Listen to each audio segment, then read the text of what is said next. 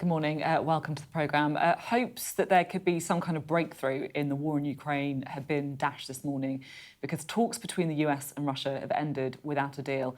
America's lead negotiator, Steve Witkoff, and President Trump's son-in-law, Jared Kushner, flew to Moscow for 5 hours of talks, only for Vladimir Putin to reject the plans, and they've now gone back to the States. Perhaps most concerningly, Vladimir Putin had a message for Europe as well, saying we're not planning to go to war with Europe, but if Europe wants to and starts, we're ready right now. Our security and defence editor, Deborah Haynes, is in Ukraine for us. Very good morning to you, Debs. I mean, let's start with the talks, shall we? And was there genuine hope that there might be a deal? I guess the fact that the president's son-in-law was meeting with President Putin elevated the hopes from normal, but were we expecting a deal?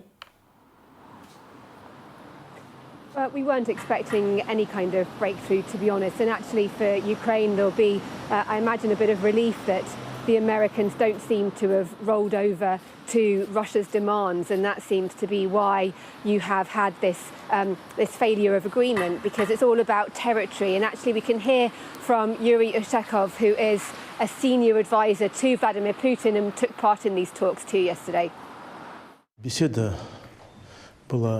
The conversation was very useful, constructive and highly substantive, and it lasted not for 5 minutes, but for 5 hours. This allowed us to thoroughly discuss the prospects for further joint efforts aimed at achieving a long-term peaceful resolution of the Ukrainian crisis. So there you go, no real sign of hope there. You've got Vladimir Zelensky, who has been in Europe for the last few days.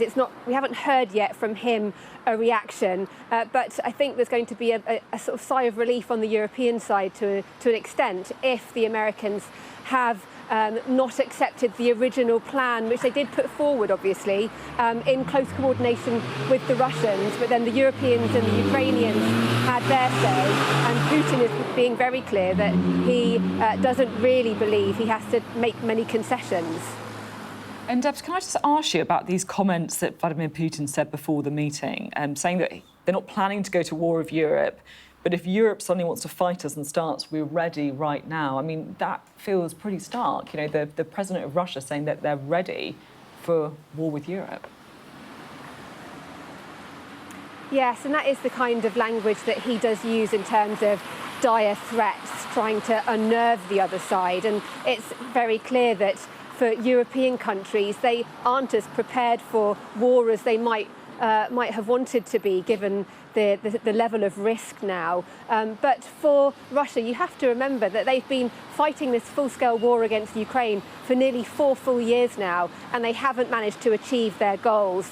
Yes, they are slowly grinding forward on the Donbass. They're claiming to have taken this city of Pokrovsk, but the Ukrainians are still resisting their advance. And so the idea that they'd be able to take on the whole of the rest of NATO is pretty fanciful, but it is a very serious warning. These are two nuclear powers facing off against each other, and it should, of course, be taken seriously.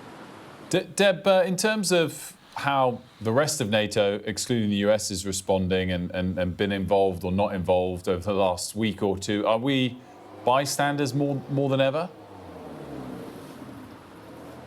Yes, and the language from Putin yesterday really did seek to sort of delegate the Europeans to a sort of a bit part side role on the sidelines, where it's all about America and Russia deciding the fate of Ukraine, which really, of course, doesn't go well, particularly here in Ukraine, where this is a country that just after those talks, those 5 hours of talks in Moscow ended, the air raid siren went off here in Kharkiv, where I am. Again, a warning of incoming Russian missile attacks, which is something that the Ukrainians have to deal with every single day, every single night.